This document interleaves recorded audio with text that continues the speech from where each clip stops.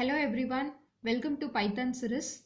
So in this series I'm going to add all the Python concepts, and before getting into Python, first we should know what is a computer, what is a programming language, why we are going for programming languages, okay, and what are the components of computer. So all these fundamentals about computer should be known before getting into any programming languages.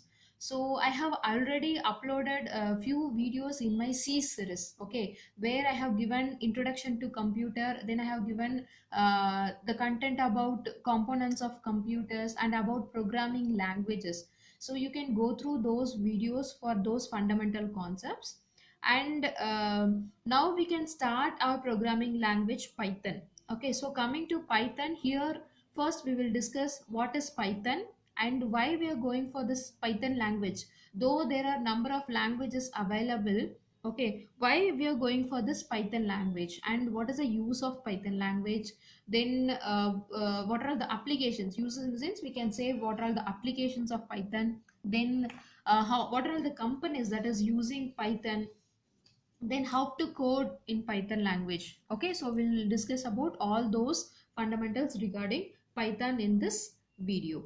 So coming to what is Python. So generally Python means it is a general purpose high level programming language. So programming language is classified into three types. One is high level, then low level, and then middle level, so which I already discussed in my previous series videos. So you can see there in detail what is a high level programming language, then what is a low level programming language, and which languages are said to be middle level language and why it is called as middle level language. Like you can see and in detail about that in the previous videos, in the C series videos. Okay, so coming to high level programming language. So why we are saying it as high level programming language means always the high level programming languages are easy to understand by the user.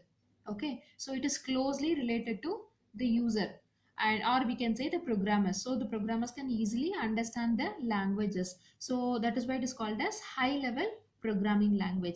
But when we say low level programming language, the low level programming languages are closely related with machine language. Okay, so that is why they are called as low level programming languages. And coming to Python, it is a high level programming language, and nowadays it is used widely in most of the applications and in most of the companies, right? So that is what is called as a general purpose high level programming languages. And the next is, it is an object oriented language. So why it is said as object oriented language? Object oriented language means we can write a code for real time problems. Okay, even we can take our real time problems, and we can find a solution for those real time problems by using some programming languages. So those kind of programming languages are called as object oriented programming languages.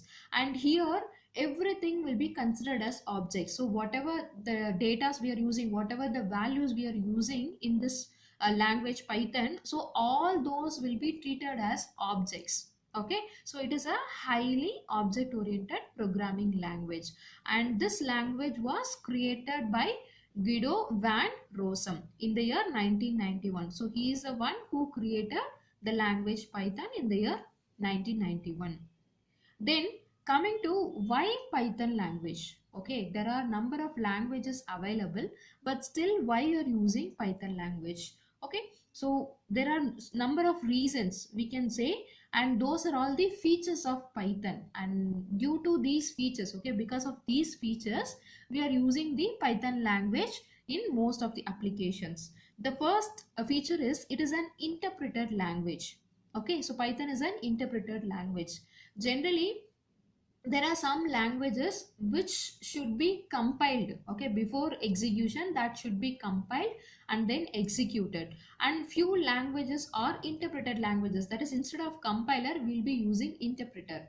So compiler means generally it converts a source code into a target code. In the same way your interpreter also converts the source code into a target code. But the basic difference between compiler and interpreter is compiler do the conversion by taking the entire code once at a time and then convert it once at a time. But if you take interpreter, it will do it line by line. Okay, so when you're coding, and if you're during coding itself, the lines, that is at each line it will be interpreted. Okay, it will be converted line by line during coding itself. So that is why it is called as an interpreted language. Okay, so and coming to the next one, it is object oriented language. So as I mentioned, it is an object oriented language, so we can write a code for solving a real time problems as well. So that is why we are going for this Python. And the next point is, the next feature is, it has a dynamic semantics. So what is dynamic semantic? We can say, so when you're using some other languages, for example, let us take C. Okay, so if you are declaring any variable, okay, how you should declare a variable?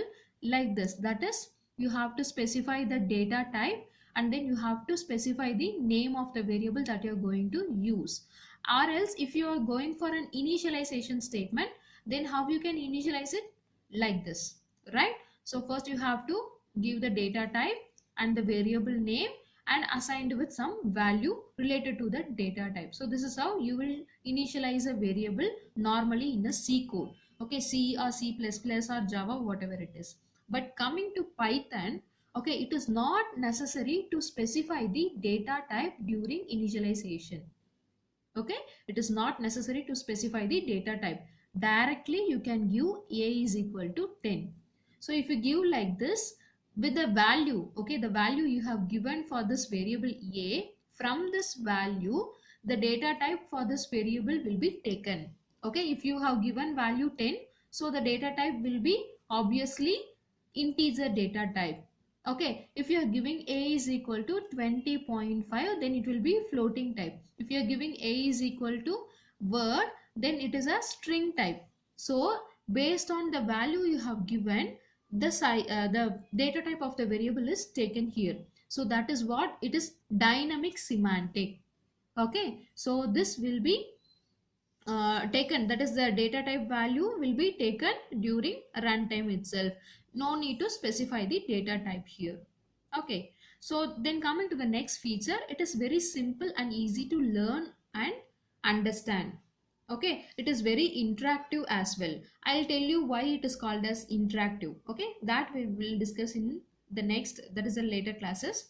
So coming to this feature, it is very simple and easy to learn and understand. Okay, because here we don't have that much complex syntaxes and codes here. Okay, it is very easy. And in Python, if you take Python, there is no need to specify the semicolons. Okay, no need to use semicolons at the end of the statement. Like, it is not necessary there in Python. If you take other languages like C, C++, Java, you have to end the statement by semicolon. But in Python, no need of using any semicolons here. Okay, then the next feature is readability. Okay, it is very easy to read. Why? Because Python strictly follows indentation. Okay, indentation means, for example, if you are writing any condition, if a is equal to 1, okay, you are checking any condition.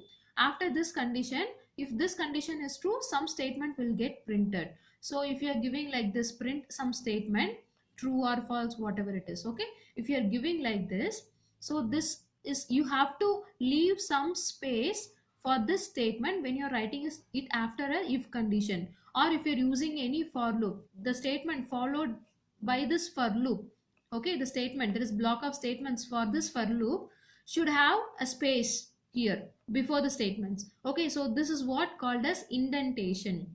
Okay, so Python strictly follows indentation. If you are not if you're not coding with proper indentation, then it will not give you result properly, it will give you some error.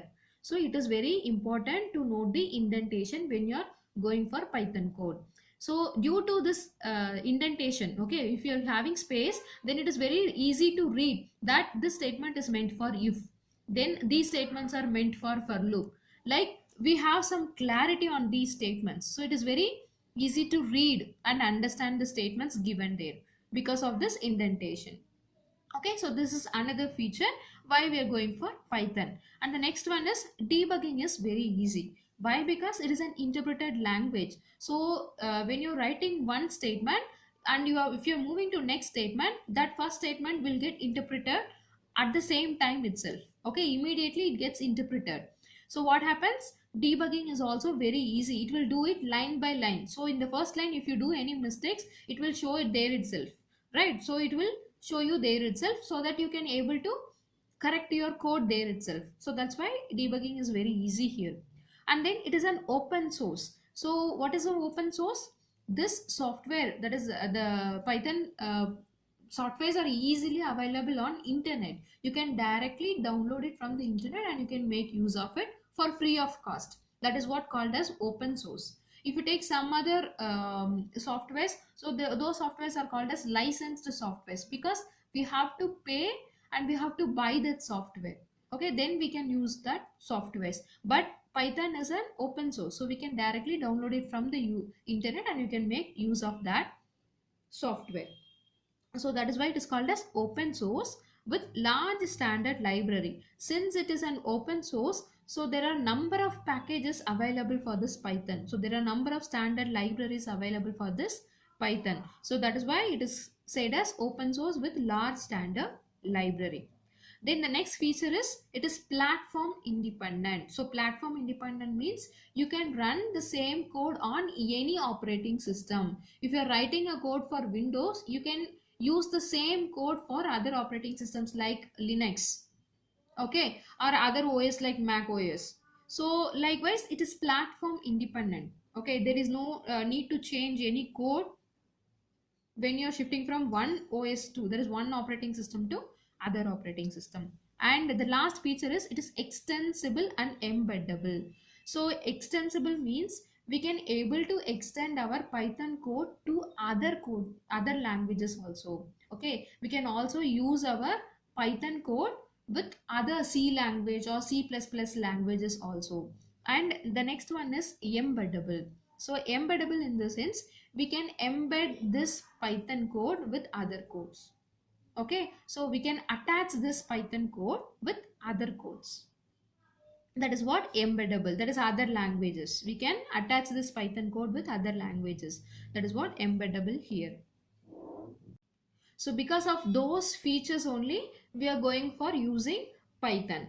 And then coming to applications. Okay, so applications of Python, where the Python can be applied. So for doing website development, when you want to develop a website, we can go for Python. Then for data analysis, okay, that is in data science. So it has a huge application on data science. Then in artificial and machine learning, artificial intelligence and machine learning. Then for developing a software, for gaming applications, and then enterprise applications, that is business applications. Then for educational sectors, then if you want to develop any GUI, that is graphical user interface, then you can go for this Python. And then we can develop an operating system. Even with the help of Python, we can develop operating system also. So these are all various applications that a Python has, right? And coming to the companies, that is the top MNC companies that is using Python is, so Google, IBM, Facebook, then Intel, NASA, Netflix, YouTube, Quora. So these are all some of the companies, MNCs, that is using Python, right? So these are all the fundamentals about Python.